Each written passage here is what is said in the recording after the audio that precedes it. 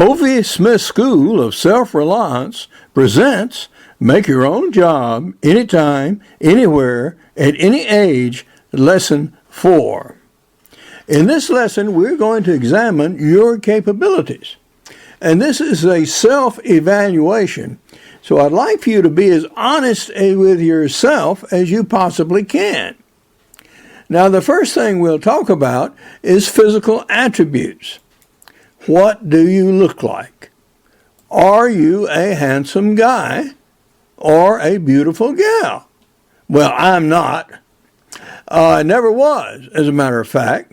I'm of average appearance, and I know that. So what do? We carry forth with what we've got. Now, I never was, even as a younger guy, and this is a picture of me back in the early 1970s, a particularly attractive person, but well enough to get along. Now, if you are beautiful or handsome, all right. Now, that is a plus. People will pay attention to you just because of your physical appearance. So take advantage of it and don't ignore it. The next thing that we'll consider is your physical abilities. Now, these change over time. This is a picture of me after my second surgery for heart bypass. I still had some hair back then, but that's gone now mostly. But we were able to get out and actually hunt and take a deer with a crossbow 7 days after the bypass. Not something I necessarily recommend, but I was able to do. If you are more severely impaired, like this fellow with a wheelchair, that doesn't mean you can't still do stuff. Like he is bow fishing out on a boat. Yeah, and that is deep water. That's not inches deep. You can do some things even if you have some physical impairment. The next thing we'll consider is willingness to learn. Will you accept knowledge? The fact is that you're into lesson 4. So, that's some indication that you are. Now, we learn from all kinds of different sources. This is Bill Jordan, a very recognized turkey hunter who founded a Real Tree Company, a maker of camouflage, and also produced a series of videos during the day when videos were still popular. And he did these on the conventional tape videos as well as later a few in CD. But Bill Jordan taught the world how to turkey hunt. And he went on turkey hunts throughout North America and showed his successes and sometimes his failures. Well, this hunting business can sometimes be successful. And here is a hunter. Now, he is from the 1700s in Europe, carved in limestone, and he is holding his grouse and his flintlock gun and is very happy with the proceeds.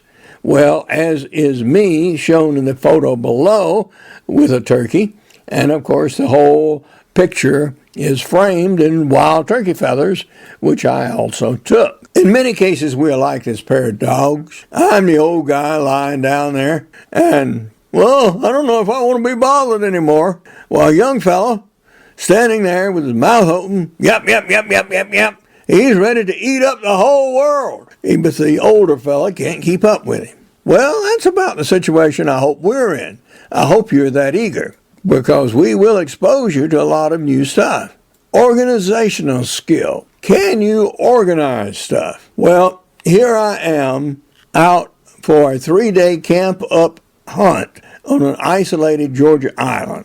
Once you get there, you are there for 3 days. So you bring everything with you that you're going to need. Now, about the same amount of gear with a little more food and water would last me for weeks, actually. And here's what it looks like when we get set up in camp.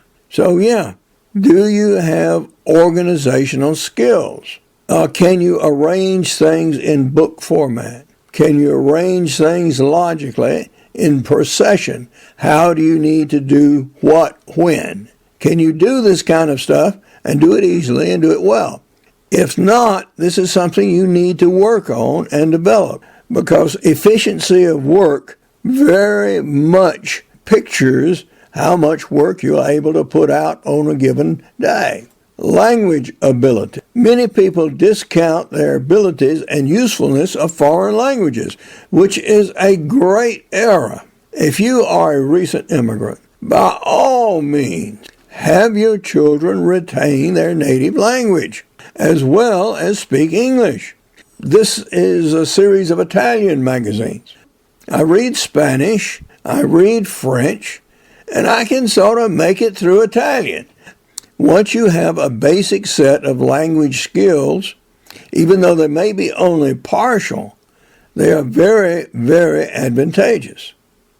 In my job as information scientist, I translated international patents which were written in French. Originally, they were actually written in English, but then translated to French to supposedly make it more difficult for other people.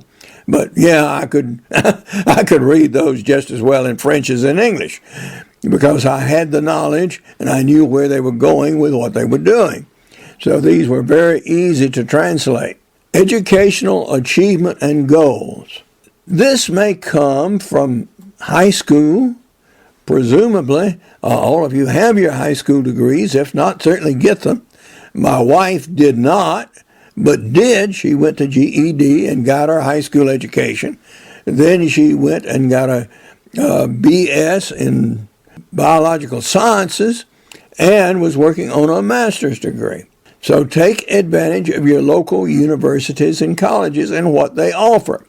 Sometimes these events are not necessarily degrees, although they could be. This is the Miami Book Fair. It was sponsored by Miami-Dade College. Many colleges and universities offer annual educational events. So by all means, go. Even if you can't afford the college classes, at least attend their auxiliary events. Many colleges have clubs, and these clubs are ex officio, in that they are not part of the college, but they kind of are. And you can pick up a lot of knowledge by becoming a member of these college clubs, even though you may not have to actually attend the college, provided that you are working in whatever field of interest the club is in. Like, for example, the drama club. Start own projects. Are you a self-starter? Can you start projects? Well, yeah, I've been doing that all my life, and particularly as an outdoor writer. Now, as an outdoor writer, I try to do interesting things. And here I try to recreate events in modern day that might have happened in the 1700s, 1800s. And I'm actually casting my own bullets. And I'm using hand tools, as they did back when, to make my own ammunition. This is a kind of event that one can do. Now, when I started Hovey's Knives of China, we also made knives. Now, once you start projects, by all means, finish them. There is almost a mental disease. It has to do with people who start many things, but never, ever bring them to completion. So make a practice of once you start a project, if at all possible, take it to its logical end stages. Here, I cast the bullets in my backyard. I loaded them on my back porch. I went out further in my yard, and 500 yards from the house, I killed this deer with this replica 1886 Winchester 45-70 rifle. And we did a magazine article about it, and it was an interesting read because it was an interesting series of events. So not only do you start your projects, you also finish them. Now here is a knife I made from a lawnmower blade. I wanted to see how big a knife and how useful a knife I could make from such a blade. And so I did. Well, as it turned out, the knife was okay, but nothing really special. And that shape, yeah, sort of interesting, but not any more useful than any other knife of similar length. We also built from kits guns. Now, this was an Empire musket from Napoleonic France, and it's one I built and one I used to hunt with and actually take game with, and made a whole series of videos about it, which you can see online if you're interested, and did several successful hunts, not only for waterfowl, but also for big game. Now, can you work alone? Some people can, and others find it more difficult. Now, me and most writers spend a lot of time alone. At the moment, my wife has passed away some 10 years ago. I don't have anyone else in the house but my dog. And yeah, I can very happily produce work by myself. Now, some people have problems with this and really want to work with others. But this working alone is a capability that you need to establish and work on if you don't have it already. This is an outdoor camp, and I'm putting this whole thing up by myself, or once did. Can't really do that anymore. I need help now. But once I was able to, and while I was able to, I did it. So we were able to move in by myself, hunt by myself, retrieve the game by myself, and do everything, including processing and cooking, by myself. Learn these skills of working alone. Core base of knowledge. And here I'm with another group of hunters and a professional guide, and we're in Canada, and we have been shooting snow geese. And we took a number of geese, as you see. Why do such a thing?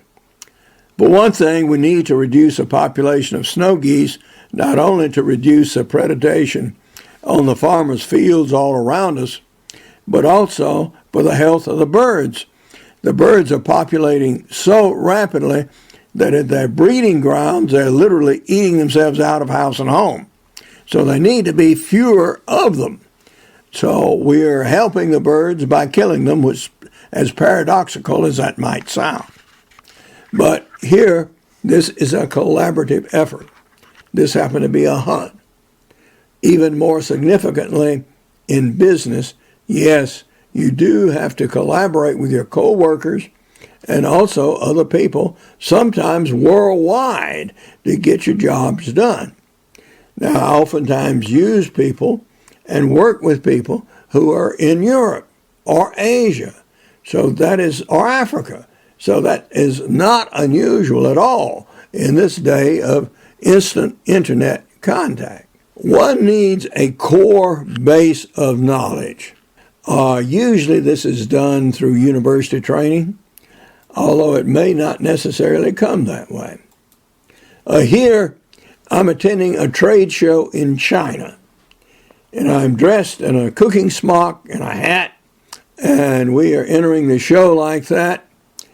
Everyone else is dressed pretty well in suits and more formal clothing.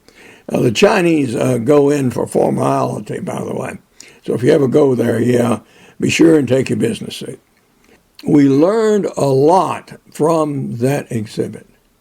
We saw a lot of modern Chinese technology, things that are coming on the market now, things that will come later, what the Chinese are up to, their architecture, their cooking, a very, very elaborate, expensive exhibit. And this exhibit was arranged for the benefit of the people there, as well as more or less a group of 100 foreigners, of which I was one. And I was invited by the People's Republic to actually go to this event and speak there. Transportation. We need to get around. Yeah, if you're going to go to work, you need something to drive in. Well, not all of you need something like this. But this is a swamp buggy. It's in Florida, and we're about to go on a wild hog hunt. So you need whatever transportation is necessary to get you to your job. If you are fortunate enough to live in a big city like New York, maybe you don't need transportation. But for the rest of us who are in more rural areas, transportation expenses to and from work are very real, particularly in the era of high gas prices. So this is something you need to arrange and manage. Food restrictions. The reason this is in there is that some people have dietary restrictions either because of religious reasons or for health reasons. Eating these pork sausage biscuit, for example, could be gobbled down by many people here in the South. But you should eat one occasionally, but you don't want to eat all 6 of them at once. Financial management. Do you have the financial management skills to actually run a business? You may not. But even if you do not, find someone who does and employ them either on a full-time or part-time basis to take care of your financial stuff. Now, the reason this photo is in there is because there's nothing more complicated than modern agriculture so far as financing goes. The farmer, be he a commercial farmer or a private farmer, has to buy his seeds. He has to spend money to support his crop, typically borrowed. Then when the crop comes in, he has to spend money to harvest it. He has to spend money to store it. He has to spend money to ship it. And finally, he gets a payday. Now, if that payday is less than the total cost of production, then he is down the tubes guy. The same with any other kind of business. If your expenses outstrip income, and you don't see a way of getting an income that will offset these expenses, then that's probably something you should not do. You may love it, and if you do, you may have to finance it with other activities. Now, this is why the common tale of Hollywood is that somebody was waiting tables and was discovered, quote unquote, by a film producer and put in the movies and ultimately made a success as an actor. This is a long shot in the extreme. You're talking about the less than 1%. For Hollywood actors, 96% are unemployed on any given day. For those who write screenplays, who wish to have them made into movies, the possibilities are even slimmer. When I went to the Austin Film Festival, I discovered that there were 10,000 entries. You must be able to communicate. If you have something to sell, if you have knowledge to sell in particular, one of the best ways to put this out, in fact, I would say a necessary way, is to write a book. Even though the book may never be a bestseller or may sell only copies at your speaking engagements, yes, you need to produce this book to get credibility so you can get media exposure.